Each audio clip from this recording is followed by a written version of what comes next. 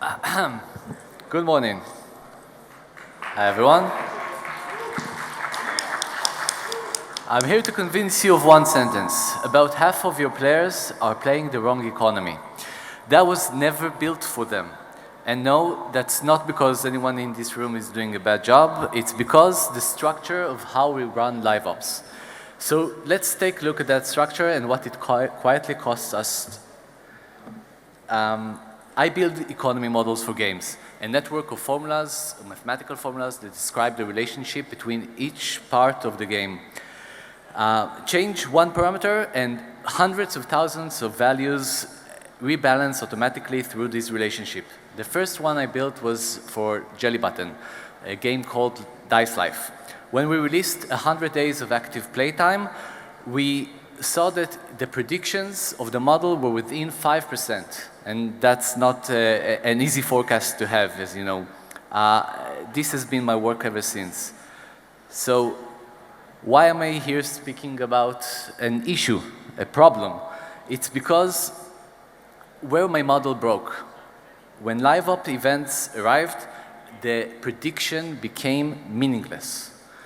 Players fall into segments that were completely unrelated to them. Balancing became impossible, and I ended up stretching the main economy, the thing that actually worked, in order to handle the events. It wasn't my model's fault, and it's not any, if you experience it in your games, it's not any of your games' fault. It's the structure, as I said. First, credit is where credit is due. This industry and the local industry in particular were very good at live ops. We built it, we brought it, and games currently earn 60 to 80% of the revenues from live events. This is where the money is made. We built that capability and we got very, very good at it. And then something happened. The more money we made from live ops, the higher the LTV were. The higher the LTV were, the more we could bid for CPI. And so we did, and everyone did the same with us. Because every new earnings that improves revenues is automatically copied by everyone. And its consequences are written the minute they were made. And so, bit by bit, CPI climbed, and how far it climbed. When I began working in the industry around 16 years ago, we would buy clicks for cents, mere cents. Around 10 years ago, it was a bit above $1, and today it's averaging at multiple dollars per user. And the user we actually fight on, it's more than $10 per user. Which leaves exactly one move that can be done. If we can't pay more for CPI, then we have to earn more money from each user. And that means that the LTV has become our battleground. The biggest LTV weapon we have is the one we started this conversation with, live ops. But here's a question we almost never stop to ask ourselves. Why live ops work? Why, regardless of genre, regardless of the game, is it strategy, RPG, casual, idle, everywhere live ops work. They work better than the main game in monetizing. And why is that? It's because, it's because not the content is the same everywhere. It's only because we need to understand something about how it works. And when we understand how it works, we understand how it breaks. Let's take one example that is very known, Candy Crush, one of the greatest mobile history legends. And look at what's happening there.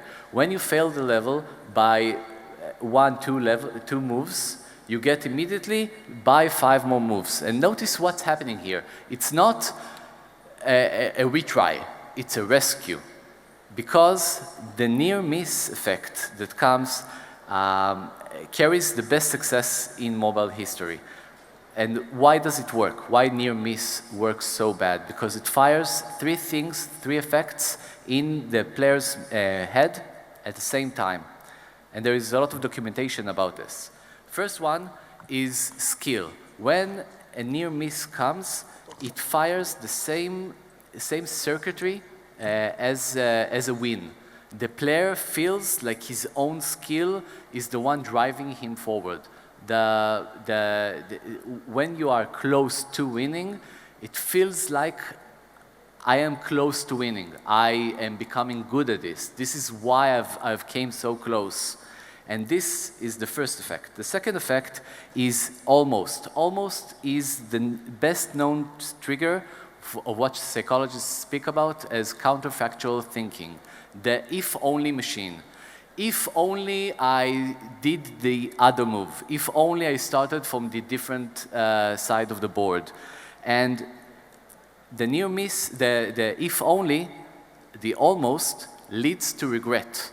And regret is the third thing that psychologists always say, that it immediately leads the player to trying to fix. And what is it fixing? Fixing the almost. And the game obviously gives that solution, but usually for a price. A study that examined Candy Crush confirmed the picture. Near miss raises arousal, frustration, and the urge to continue. Keep these three things in mind: the skill reading, the if-only machine, and the regret that demands repair. And now let's scale them up. So what happens when we scale them up? We take those three effects and scale them from 2 minutes to 5 days, because that's the real difference here. A level is a couple of minutes, and a live op event is days, sometimes more of investment. All building toward one grand prize that is usually the most enticing, valuable thing in the game, the best rewards, the most amount of quantity that you can get. So picture day 4 or 5. The player has 2 milestones away from the grand prize. The event is still live. He still has agency, and the game sells him the missing distance directly. The event doesn't just trigger the near miss, it monetizes the counterfactual itself. And now the three effects, fire but bigger. The skill reading, I climbed this far, I'm good at this, backed by 4 days of proof, not 2 minutes. The if-only machine, so unlucky to be just short. I was so close, except now there are days of material to regret. I had Tuesday, I could have worked more on Tuesday. And the repair, in a level, the repair is just a few moves, but in a live op event, it means breaking out of your habit, playing more than you ever played, paying more than you ever paid. But everything I just described has an operating condition, and it's narrow, it's very narrow. All three effects share one requirement, and that is that the user is close to the goal. He arrives at the near miss. Think of it as a band of difficulty. If the event lands below that band, too easy, relative to the player's habit, he finishes without stretching. No almost, no effect, just free rewards, which is worse than nothing because it inflates your economy for no reason. And if he lands beyond the band, and in real games the gap isn't a small gap, it can reach 2 times over, then he was never close. There is no almost for him. There is no finish line, there isn't a near miss, it's a clear miss. The whole mechanism only fires inside the band, just above habit. And because every player's habit is different, the band sits somewhere different for every single player. So here is the problem in one sentence. The band is per user, and we tune the game per segment. We cluster them, we take 1 million users, to cluster them into 5, 8, 10 segments, and each one gets a specific economy, one difficulty setting, and inside that group, no 2 players share the same band. So where do we put that setting? If we tune the event to the middle of a segment, and for roughly half the segment, it's too easy, they finish inside the habit.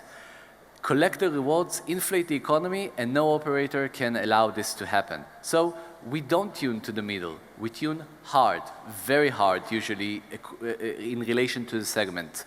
And this leads to what usually happens in games, which is 5 to 7% completion rate. No more, no less. And that's because of this structure that we're speaking about. And here's what that setting per group means for the players. At a typical game where we have 5 to 10 segments, 80% of the users has at least 50% error in the calibration to their game. They're 50% off the band. If we go extreme, very extreme, we reach 100 segments and more, then at least 50% of the users have at least 30% incorrect economy to their band, which means that they lose by 30%, which is not a small amount. 30% in a 3-day event, it's missing by a full day. And here's what back there. Most of your players are outside the band. The one mechanism this entire revenue engine runs on, reaching only a minority of them. That's the 50% in my title. And 50% is, as you saw, a conservative amount. Fine, you say. We A/B test. We find the best solution. We take one segment, we take the time, but let's say we had infinite amount of time and we found the perfect test. What did the winning variant win? An average. A perfect test finds the best optimal place to place the average on the segment. And every player that is far from the segment is exactly as wrong as before. Testing optimizes the center, and our problem is everyone that is outside that center. Now, you might ask yourself, if per-player tuning is the answer, why isn't the industry drowned in this problem everywhere? Because in the main game, it mostly solves itself.